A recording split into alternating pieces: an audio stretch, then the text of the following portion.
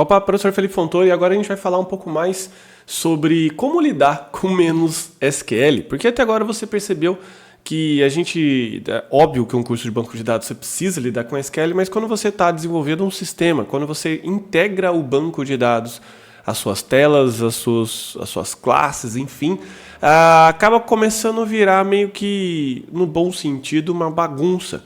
E é interessante organizar um pouco mais isso daí. E um sistema é bastante normal que a gente tem que criar, obviamente, como eu comentei, os comandos SQL. Porque os comandos SQL são os comandos que são enviados do seu programa para um banco de dados, já que o banco de dados, como você já sabe, ele não tem uma interface gráfica. Essa interface gráfica que a gente vem utilizando até agora é uma interface gráfica de administração do banco de dados, mas não é a interface gráfica que um usuário padrão, um usuário, enfim, mediano, vai utilizar, porque você literalmente abre todas as portas do banco de dados e isso vai causar muitos problemas aí no futuro. Por isso, quando a gente vai criar um programa, por exemplo, cadastro de clientes, os campos já estão lá pré-determinados na telinha para que a gente possa preencher no formulário, não é verdade? E aqui é um exemplo, eu retirei isso aqui de um programa, é um exemplo de como que a gente realiza essa interação. Normalmente, os comandos SQL, eles vão dentro de variáveis desses programas no formato de texto. E depois, esse comando aqui, por exemplo, select, ele é enviado ao banco de dados. Então, o que acontece? À medida que os nossos selects, os nossos inserts vão ficando mais complexos, vai ficando cada vez mais difícil, primeiro, gerar essa complexidade de código de SQL, a gente tem que escrever um caminhão de código ali dentro, e depois, o pior, quando precisar mudar uma coluna, mudar uma validação, mudar um nome de tabela, é um parto, porque você vai precisar voltar em todas as telas que você utilizou o seu SQL e vai precisar mudar todas as ocorrências desse SQL, legal? Então a proposta do ORM, que a sigla é Object Related Model, é permitir que a gente possa criar uma camada de classes que possam gerar e manipular tabelas sem o uso direto do SQL. Quer dizer, o ORM ele vai continuar utilizando o SQL. Quem não vai utilizar mais o SQL é você. Isso aí falando em termos normais, tá bom? Então ele ficaria com uma camada de mapeamento, que é uma camada de classe que ela sim manipula. A grosso modo seria quase como fazer uma conta de matemática no papel, que é manipulando o SQL direto, e depois vir uma calculadora. A calculadora só dá a resposta para você.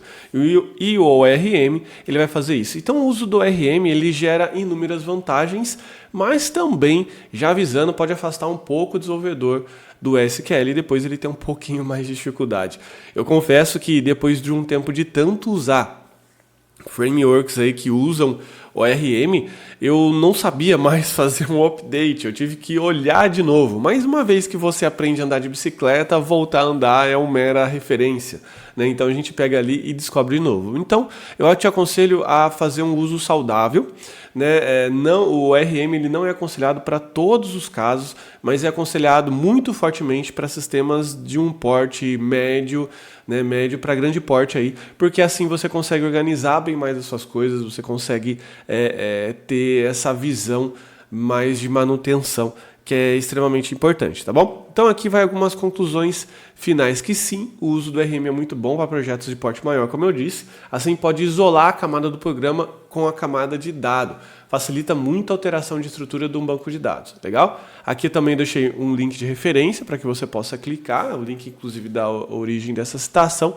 E atualmente a gente pode contar em quase todas as linguagens e frameworks que fornecem um bom ORM.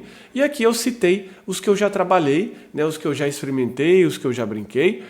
Então ali seria por linguagem o Java, ele tem uma biblioteca de ORM chamada Hibernate, é muito boa.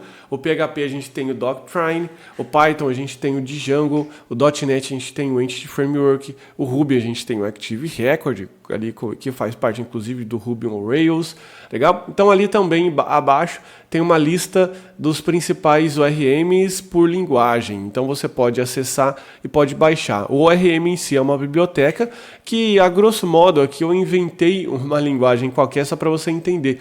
Então, por exemplo, nesse caso aqui, ele está salvando as categorias, está criando uma categoria nova e salvando. Isso significa que o ORM, ele então vai disponibilizar uma classe chamada categories, em que eu tenho um comando new, por exemplo, que eu incluo os valores que eu quero e depois dou um save. É nesse ponto aqui que o ORM ele vai criar o SQL para a gente, vai se comunicar com o banco de dados, vai verificar se tudo está certo e simplesmente vai dar um retorno para a gente. E você acaba percebendo que essa abordagem aqui é bem mais intuitiva para o programador que está acostumado a lidar com uma série de comandos, padrões, parâmetros, enfim, dentro do seu programa. Mas como eu disse, primeiro, para você aprender a utilizar a calculadora, precisa fazer no papel. Então, continue treinando, porque essa aula aqui é realmente só para mostrar para você que existe um outro universo além do universo apenas do SQL. Bacana? Então, vou ficando por aqui. Um forte abraço. Tchau, tchau.